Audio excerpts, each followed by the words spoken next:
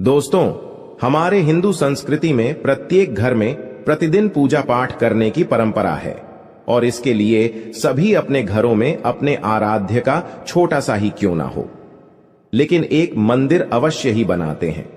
नियमित पूजा पाठ करने से न केवल मानसिक शांति मिलती है, बल्कि पूरे घर में सकारात्मक ऊर्जा भी व्याप्त हो जाती है।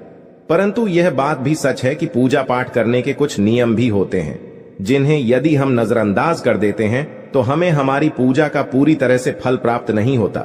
पूजा करने के नियम प्राचीन काल से ही चले आ रहे हैं, जो कि एक ठोस धरातल पर आध्यात्मिक और वैज्ञानिक दोनों ही दृष्टिकोण से ध्यान में रखकर बनाए गए हैं।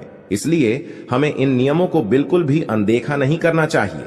ऐसा ही एक महत्वपूर्ण नियम है घंटा नाद, यानी कि पूजा करते समय हम जब घंटी बजाते हैं, उसे बजाने के लिए शास्त्रों में कुछ नियम निर्धारित किए गए हैं। शास्त्रों में देवताओं के सामने घंटी बजाने का बहुत अधिक महत्व बताया गया है, जिसे हम इस कृष्ण श्लोक के द्वारा समझ सकते हैं। आगम अर्थम तु देवानाम, गमन अर्थम तु राक्षससाम, घन्नत्ता रावम, करोम्य अदो देवता आह्वाना लांछनम। इसका अर्थ है कि घंटी बजाने से देवताओं का आगमन और राक्षसों का गुमान होता है, और जो घंटियां राक्षसों से हमारी रक्षा करती है उसे हमारा नमन है। तो चलिए दोस्तों, जान लेते हैं कि पूजा करते समय जब हम घंटी बजाते हैं तो उसके पीछे क्या कारण है, घंटी को बजाने के क्या नियम है, और पूजा के वक्त घंटी बजाते समय होने वाली गलतियां कौन सी है जो हमें भूलकर भी नहीं करनी चाहिए। दोस्तों, क्या आपने कभी अपने घर के मंदिर में रखी हुई घंटी को ध्यान से देखा है? अगर आप ध्यान से देखेंगे तो आपको घंटी के ऊपरी हिस्से पर, यानी जहां से हम इसे पकड़ते हैं, उस पर गरुड़ बना हुआ दिखाई देता है। अंततः घर पर जो हम घंटी इस्तेमाल करते हैं उसे गरुड़ घंटी कहा जाता है। पूजा करते समय गरुड़ घंटी का उपयोग भगवान को आमंत्रित करने अर्थात भगवान का आवाहन करने के लिए किया जाता है, जिससे एक सुंदर ध्वनि से भगवान का आवाहन करने का आभास होता है। जब हम विधि विधान से पूजा करते हैं तो उसमें घंटी का उपयोग अवश्य रूप से करते हैं। पूजा संपन्न होने पर आरती करते समय विशेष रूप से घंटा नाद होना चाहिए, नहीं तो हमारी पूजा आदि अधूरी मानी जाती है। परंतु हम में से अधिकांश लोग इसे मात्र एक सामान्य प्रक्रिया मानते हैं और पूजा करते समय घंटी बजाना भूल जाते हैं। तो आइए जानते हैं उन नियमों के बारे में। मतलब आज की वीडियो पूरी तरह से आपके प्रश्नों पर आधारित है, जिनका उत्तर मैं आपको शास्त्रों के अनुसार देने का पूरा प्रयास करूंगा। तो वीडियो को पूरा जरूर देखें, और अगर आपको आज की वीडियो अच्छी लगे तो इसे लाइक जरूर कीजिए। जय मां लक्ष्मी आपके इस वीडियो को जो भी लाइक और चैनल को सब्सक्राइब करें, उसके जीवन में कभी भी धन की कमी ना होने देना। दोस्तों, हमारे प्राचीन शास्त्र की मान्यता है कि सृष्टि के निर्माण के समय सबसे पहले जो बड़ी सी ध्वनि निकली थी वह घंटी की आवाज के समान सुनाई दी थी। घंटी की ध्वनि में ओमकार नाथ का भी आभास होता है, इसलिए घंटी को ईश्वर की आवाज मानते हुए पूजा में स्थान मिला है। इसलिए घंटी का कभी भी अपमान न करें, और जिस तरह से देवी देवताओं की पूजा की जाती है वैसे ही घंटे की भी पूजा करनी चाहिए। दूसरी बात, घंटी को प्रणाम करके ही उसे बजाना चाहिए। बिना प्रणाम किए घंटी बजाना अच्छा नहीं माना जाता। दोस्तों, आपने अक्सर यह महसूस किया होगा कि पूजा करते समय जैसे ही घंटी बजाई जाती है तो पूरे घर के साथ साथ संपूर्ण वातावरण शुद्ध और पवित्र सा हो जाता है और चारों ओर सकारात्मकता फैल जाती है। लेकिन यदि हम नियमों को नजरअंदाज कर देते हैं तो हमें इसका संपूर्ण फल नहीं मिल पाता है। दोस्तों, अधिकतर लोग पूजा संपन्न होने पर केवल आरती के समय ही घंटी बजाते हैं, लेकिन यह भी ध्यान रखें कि भगवान को जल अर्पण करते समय, धूप दीप लगाते समय, नैवेद्य अर्पण करते समय घंटा नाद करना चाहिए। ऐसा करने से हमारी पूजा संपन्न मानी जाती है। दोस्तों, घंटी बजाते समय भगवान का नाम अथवा आरती अवश्य बोलनी चाहिए। 1 या 2 मिनट ही क्यों ना हो, परंतु प्रतिदिन सुबह शाम घर में घंटी अवश्य बजानी चाहिए। यदि आपको अपने घर में या अपने आप में नकारात्मकता महसूस हो तो आप थोड़ी देर के लिए भगवान के सामने घंटी अवश्य बजाए, सारी नकारात्मकता नष्ट हो जाएगी। दोस्तों, पूजा घर में शनि महाराज एकांत विरह, उदासीनता और वैराग्य के देवता माने जाते हैं। जबकि गृहस्थी को चलाने के लिए राग प्रेम एवं भौतिक चीजों की जरूरत होती है। इसलिए शनि महाराज की मूर्ति को घर में नहीं लाना चाहिए। दोस्तों, सबसे पहले बात, दीपक और धूपदान की भारत की परंपरा मिट्टी से जुड़ी हुई है। इसीलिए मंदिर में पारंपरिक मिट्टी का दीपक अवश्य होना चाहिए। अगर आप मिट्टी का दीपक नहीं रख सकते हैं तो धातु के दीपक का उपयोग करें। अगर भगवान में आपकी आस्था ज्यादा हो तो आप उपला रखकर गुड़ और घी का धूप भी दे सकते हैं।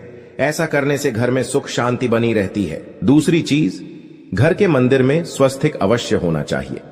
या तो आप इसे रोली से बना लें, क्योंकि स्वस्तिक आपके घर की शक्ति, सौभाग्य, समृद्धि और शुभता का प्रतीक माना जाता है। यही मुख्य कारण है कि कोई भी शुभ कार्य करने से पहले स्वस्तिक का चिन्ह अवश्य बनाया जाता है। तीसरी चीज है कलश। भगवान श्री कृष्ण कहते हैं, कलश सुख और समृद्धि का प्रतीक है। अपने मंदिर में रोली कुमकुम से स्वस्तिक बनाकर उस पर मंगल कलश अवश्य रखें।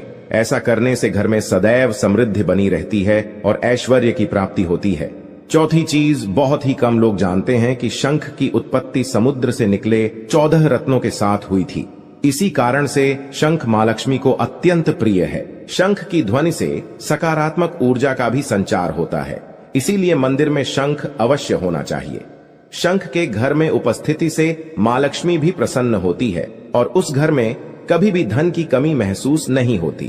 पांचवी चीज, मंदिर में आपने घंटी अवश्य देखी होगी, क्योंकि घंटी को शुभ माना जाता है। इसीलिए जब जब घर के मंदिर में घंटी की आवाज होती है, वहां का वातावरण शुद्ध और पवित्र बनता है। जिस घर में पूजा के दौरान घंटी बजाई जाती है, उस घर के आसपास की सभी नकारात्मक शक्तियां दूर हो जाती हैं और साथ ही सुख समृद्धि के द्वार खुलने लगते हैं। तो यह हैं वे वस्तुएं जिन्हें घर के मंदिर में जरूर रखनी चाहिए। आइए अब जान लेते हैं कि घर के मंदिर में कौन सी चीजें कभी नहीं रखनी चाहिए। सबसे पहली चीज, गणेश जी की मूर्ति। घर में कभी भी गणेश जी की मूर्ति 3 अथवा 5 ऐसी विषम संख्या में ना रखें। अपने मंदिर में गणेश जी की केवल 2 मूर्तियां रखें। इसे शुभ माना जाता है। अगर आप अपने मंगल की कामना करते हैं तो गणेश जी की मूर्ति मुख्य द्वार पर अंदर की तरफ मुख करके लगा ले। कई लोग ये गलती करते हैं कि मुख्य द्वार पर गणेश जी की मूर्ति बाहर की ओर मुख करके लगा देते हैं, जिससे उन्हें काफी नुकसान का सामना करना पड़ता है। अगर आप चाहे तो मुख्य द्वार के दोनों ओर लगा दें या फिर मुख्य द्वार के अंदर की ओर लगाइए, लेकिन बाहर की ओर कभी भी नहीं लगानी चाहिए। दूसरी चीज, टूटे हुए चावल। अपने मंदिर में कभी भी टूटे हुए चावल ना रखें। इसके साथ ही पुराने चढ़ाए हुए चावल अधिक समय तक ना रखें। यह नकारात्मक ऊर्जा फैलाते हैं। यह बात भी ध्यान रहे कि आप मंदिर में रखने वाले चावलों का इस्तेमाल हल्दी में भिगोकर ही करें।